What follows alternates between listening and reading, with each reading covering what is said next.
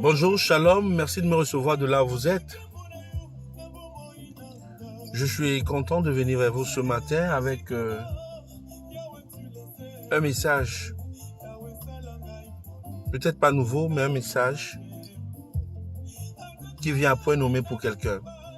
Nous vivons un moment polémique, nous vivons des instants très polémiques, des instants où il y a des distorsions entre ce que nous sommes, ce que nous devrons être. Des moments où il y a des écarts énormes entre ce qui est et ce qui devrait être, que ce soit au niveau individuel, au niveau familial, au niveau sociétal. Bref, toutes les strates et les dimensions de la société subissent malheureusement ou expriment au mieux cette réalité. C'est dommage. Il y a eu un coup d'État en Guinée, un coup d'État militaire. Nous ne sommes pas au premier coup d'État en Afrique, c'est peut-être le premier dans ce pays-là, mais c'est symptomatique de la fragilité que traverse notre continent depuis bientôt beaucoup de lustres. Mais c'est aussi surtout la preuve, si l'on en doutait encore, de l'échec de notre leadership humain, notre leadership africain, notre leadership tout simplement. C'est l'expression de la faillite des gouvernements, mais c'est aussi l'expression de la déchéance, de la défaite de la pensée humaine. C'est l'échec de l'homme dans sa mission principale. Vous savez, lorsque Dieu créa l'homme, c'était pour qu'il domine la terre. Pas pour qu'il domine les hommes, mais qu'il domine tout ce qui se trouve sur la terre. Bref, qu'il soit un manager excellent des ressources qui se trouvent sur la terre. Malheureusement, ces coups d'État à répétition non seulement nous ramènent 50 ans en arrière, 100 ans en arrière, ne sont du tout pas glorieux, pas du tout glorieux pour les humains que nous sommes, pour les Africains que nous sommes, mais bien au-delà, traduisent le manque de vision criarde qui caractérise nos peuples. Parce que vous voyez, ceux qui aujourd'hui subissent des putschs sont quelque peu des personnes qui, de par leurs actions, de par leur entreprise et leur entremise, ont fait les efforts pour se retrouver là où ils sont.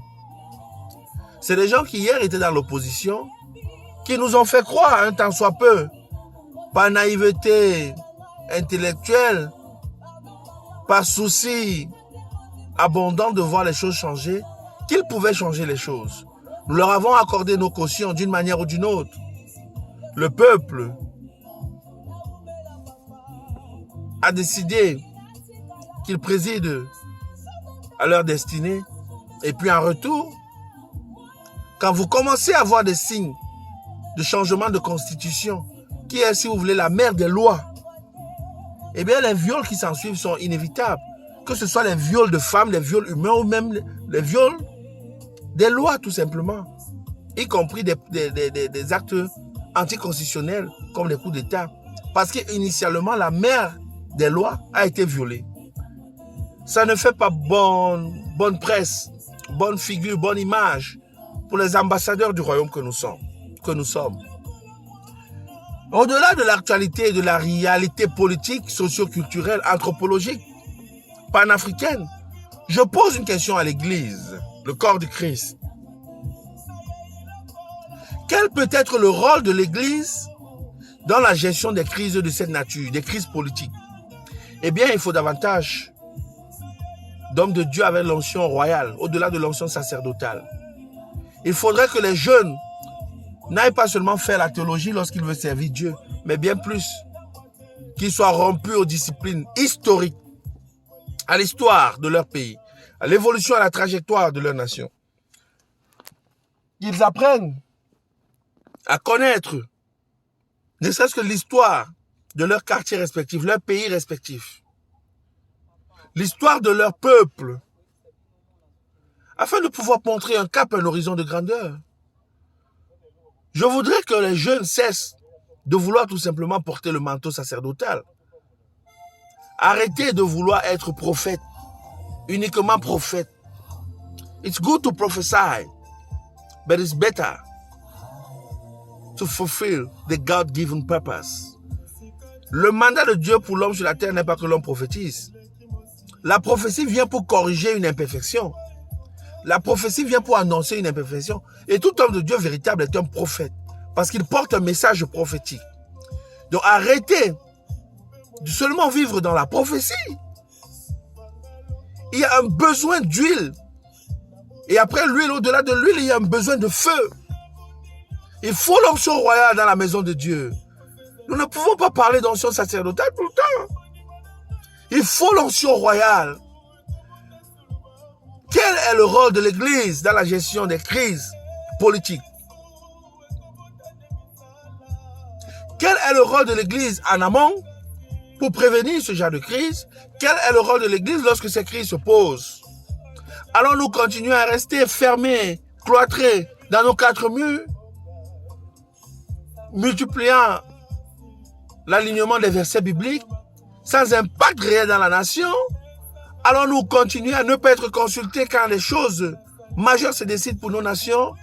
Allons-nous rester à l'arrière-plan pendant longtemps? Pour combien de temps encore l'Église acceptera-t-elle de se voir dérober son rôle? Ou mieux, pour combien de temps encore l'Église restera silencieuse, exclue de la gestion des choses de la cité, au nom d'un spiritualisme sacro-macro zéro saint? Bien-aimé, je voudrais que l'Église se pose des questions véritables sur sa mission réelle. L'Église, c'est toi, l'Église, c'est moi. Quand je parle d'Église, je ne parle pas forcément des baptistes. Faut-il vous rappeler que Jésus n'avait pas de baptiste faite par lui-même? Que le corps de Christ, plus que jamais, se repose de la question fondamentale du rôle de l'Église, de l'Ecclésia, dans les choses de la cité. Ne me dites surtout pas qu'il s'agit des choses du monde et que notre félicité céleste est plus importante. Parce que ce serait se dédire, ce serait sacrifier les futures générations qui ont pourtant un mandat et qui ne devraient pas subir les injustices que nous subissions parce que nous aurons refusé ou nous aurons trahi notre génération et nos missions respectives. Bien-aimés, la grâce est disponible, les dispensations sont disponibles, mais il faut que le corps de Christ se lève. Nous aurons une analyse géopolitique, stratégique, mais surtout spirituelle, de ce qui se passe en Guinée et du rayonnement, ou si vous voulez, de l'incidence que ceci pourrait avoir pour toutes les autres nations. On n'est jamais assez à l'abri jusqu'au moment où l'on se retrouve en plein dans la mare, à cafard. Que le Dieu de grâce suscite des vocations royales. Que l'onction, l'huile d'onction et surtout l'onction de feu soit notre partage. Mais au-delà, que nous ayons des cerveaux qui soient réactivés pour pouvoir jouer les premiers rôles, pour pouvoir jouer notre rôle dans cette grande symphonie mondiale. Soyez bénis, soyez encouragés.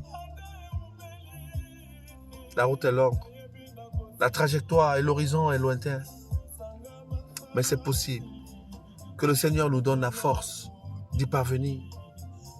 Ne prions pas que dans les synagogues, dans les chapelles, dans les cathédrales. Sortons de nos sentiers bâtis, sortons de nos zones de confort. Allons charbonner, allons vers les zones d'effort. Ne soyons pas que des larbins, des rabbins qui se cachent, mais mouillons le maillot. Instruisons-nous, éduquons-nous, développons-nous. Et essayons de véritablement jouer notre rôle. Que le Seigneur vous bénisse. Shalom.